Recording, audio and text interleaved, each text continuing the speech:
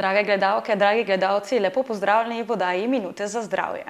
Ker 25. maja beležimo Svetovni dan ščitnice, nam bo nekaj več o sami ščitnici, njenih boleznih in zdravljenju povedal naš sogovornik, farmacevt Bojan Madjar. Lepo pozdravljeni. Pozdravljeni. Torej, kot sem že omenila, 25. maja zaznamujemo Svetovni dan ščitnice, ki ga po svetu na pobudo Evropskega ščitničnega združenja zaznamuje od leta 2008. Predlagam, da mogoče za začetek poveste nekaj več o sami ščitnici. Ja, ščitnica je dejansko železo z notranjim izločanjem, nahaja se v področju vratu, je dokaj majhna, po obliki pa nas spominja nekoliko na metulja. Gre za zelo pomembno železo z notranjim izločanjem, izloča recimo dva hormona, tiroksin pa triiodtionin, in ta dva hormona dejansko lahko vplivata na številne metabolne, presnovne procese v telesu, tako da vplivata tudi na veliko organov, organskih sistemov, recimo uravnavata delovanje možganov, tudi srca in podobno. Tako da ja, če gre kaj narobe s ščitnico, se lahko znaki kažejo zelo različno in na žalost tudi zelo intenzivno. Svetovni dan ščitnice pa je namenjen predvsem boleznim, ne? Katere pa so te in kako pogoste so? Tako je, ponavadi takrat govorimo o boleznih. Zdaj možnosti sta v grobem rečeno dve, lahko da je hormona preveč, teh hormonov, ki jih izloča. Takrat govorimo srkovno o hipertiroidizmu. Druga skrajnost je pa takrat, ko hormona primanjkuje. Bolezni so lahko sicer zelo različne, ponavadi pa z eno besedo takrat govorimo o hipotiroidizmu, se pravi o pomanjkanju ščitničnih hormonov. Predvsem ta hipotiroidizem in bolezni povezane z njim so dokaj pogoste. Načeloma ocenjujejo, da nekje 1% do 2% svetovne populacije ima težave z temi obolenji oziroma okvarami ščitnice. Torej, kot ste rekli, hipotiroidizem je najpogostejša okvara oziroma bolezen ščitnice. Na srečo pa ga lahko zdravimo zdravili. Jih lahko na kratko mogoče predstavite, katere so? Ja, seveda. Ta zdravila, recimo levotiroksin, je en tak sintezni ščitnični hormon, ki ga v obliki zdravil potem dodajamo. Zanimivo je, da če pogledamo tako v Sloveniji, recimo tudi 10 najpogostejše pripisanih oziroma tudi izdanih učinkovin na recepte, se ponavadi ta učinkovina nahaja znotraj te prve deseterice, tako da to že kaže, da gre za dokaj pogosto obolenje. Sicer je tu res samo ena učinkovina v glavnem, ki se uporablja za zdravljenje hipotiroidizma, ampak kljub temu je v obliki različnih zdravil pod različnimi imeni, recimo pa tudi pod različnimi potem jakosti.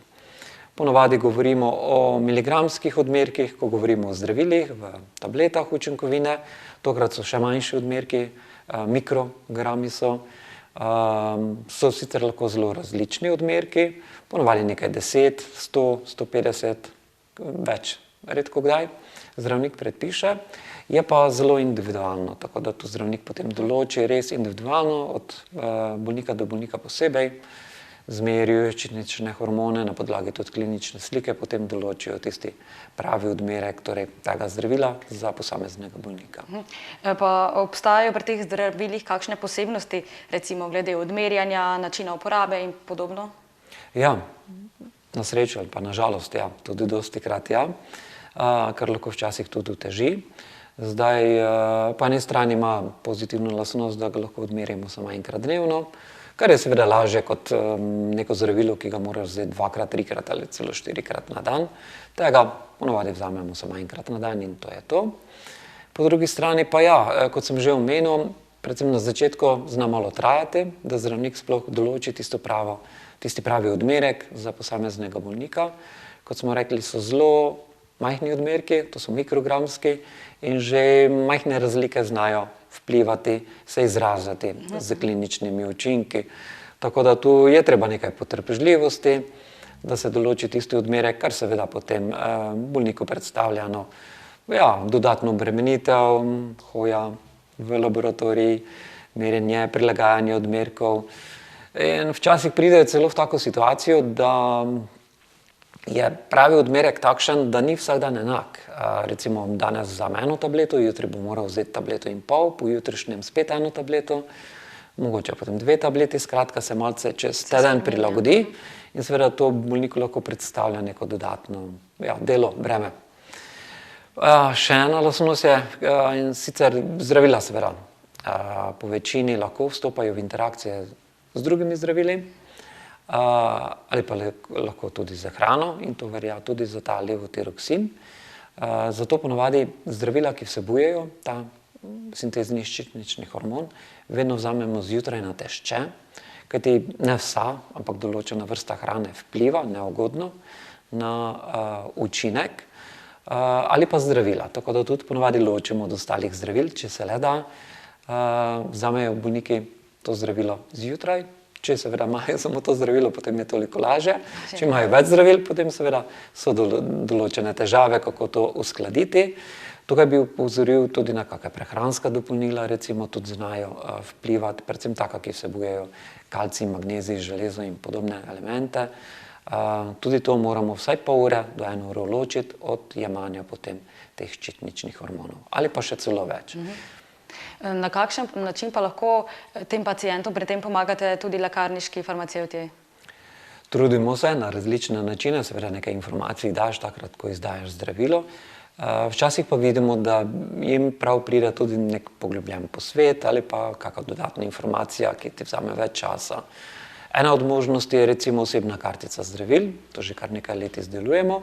Pride zelo prav, posebej takrat, če imajo ljudje več zdravil, da se lažje potem z njimi znajdejo, ali pa po drugi strani, recimo takrat, kot je ta primer, ko mogoče vsak dan ni enak odmerek. Potem lahko to zapišemo, ta osebna kartica zdravil dejansko tudi nekako vsebuje druge informacije, tudi glede hrane, pijače, drugih zdravil, zakaj sploh jemljejo, kdaj vzeti, pa kakšen odmerek je.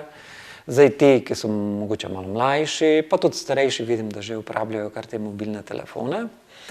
In nekateri so tudi vešči uporabe le-teh. Imamo en kup aplikacij, kamor lahko vnesemo noter informacije o zdravilih in nas telefon potem odpominja, zdaj pa moraš vzeti odmerek zdravila in tudi nam predstavi, kakšen je ta odmerek zdravila, tako da to pride lahko tudi zelo v poštev. Kar se tiče zdravljenja bolezni ščitnice, vidimo, da to ni samo bolezen starejših, tudi mlajši, predvsem ženske, bolj je ženska populacija nagnjena k temu, da rabi dodajanje. Ja, da je tega kar precej in njim tak nasvet oziroma tak pripomoček pride še toliko bolj prav. Ali pa recimo pregled uporabe zdravil. To je mogoče res bolj mišljeno oziroma koristno takrat, ko imamo več zdravil.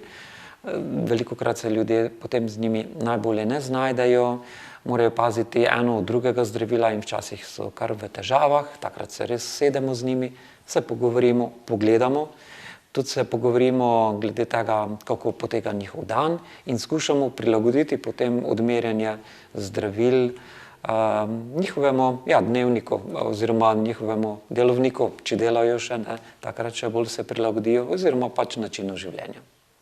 Odlično, odlično. Pred časom pa se je v povezavi z nevarnostjo jedrskega spopada veliko govorilo tudi o jodu, ne? Lahko podate mogoče še kakšno mnenje glede preventivnega jemanja tega elementa? Ja, tako je. Nekaj časa smo tudi potem opažali v lekarnah, povpraševanje o tem. Mogoče, da malce razloživa, to je tudi povezano seveda s ščitnico. Jod je pomemben element, sestavni del hormonov, ki sem jih pač naštel.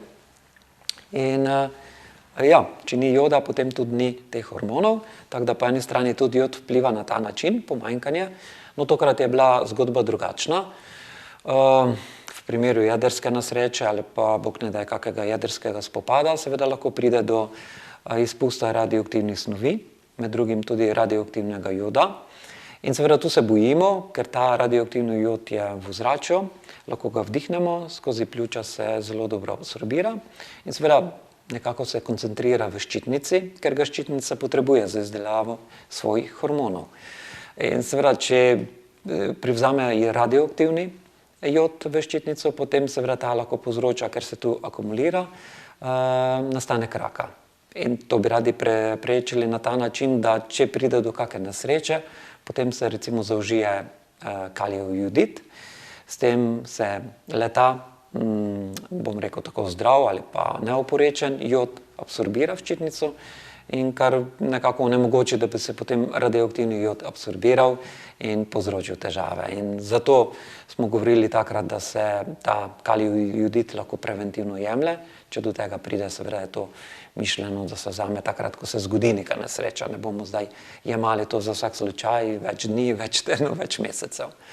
Tukaj bi res opozoril, ker tu so odmerki dokaj visoki v ta namen in seveda ta jod potem lahko povzroča tudi težave, kar resne, če so previsoki odmerki.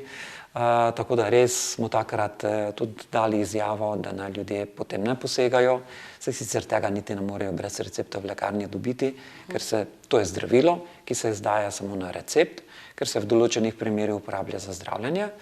Če bi prišlo do kakšne nesreče, potem civilna zaščita ima svoje zaloge tega zdravila, ki ga potem tudi razdeli okrog. Predvsem mlajša populacija je bolj nagnjena k temu, da bi lahko se potem pojavil rak. Ni pa to zdaj kalijev jodid nekaj, kar bi nas nasplošno ščitilo, če bo prišlo do kakega sevanja, torej ščiti kvečjemu pred privzemom radioaktivnega joda, ne pred privzemom drugih radioaktivnih elementov in ščiti bolj kot ne samo ščitnica, ne druge organe, na ta način. Tako da neka zaščita je, ni pa seveda absolutna. In res še enkrat bi pozoril, na spletu se da marsikaj kupiti, včasih tudi kakšne stvari, ki res ne bi smele biti tam, ampak pač so, stvar je težko regulirati. Če bomo to uživali, lahko pričakujemo tudi kakšne resne neželene učinke. Neredno bitje srca, da aritmija je življenje ogrožujoče, slabost, prebavne težave, potem lahko tudi pademo z nezaves ali pa še kaj hujšega. Tako da s tem se ne igrati in res takrat upoštevati navodila strokovnjakov. Gospod Madjar, najlepša hvala za vsa vaša pojasnila. Vam, drage gledalke in gledalci, pa najlepša hvala za vašo pozornost. Mi pa se vidimo spet prihodnjič.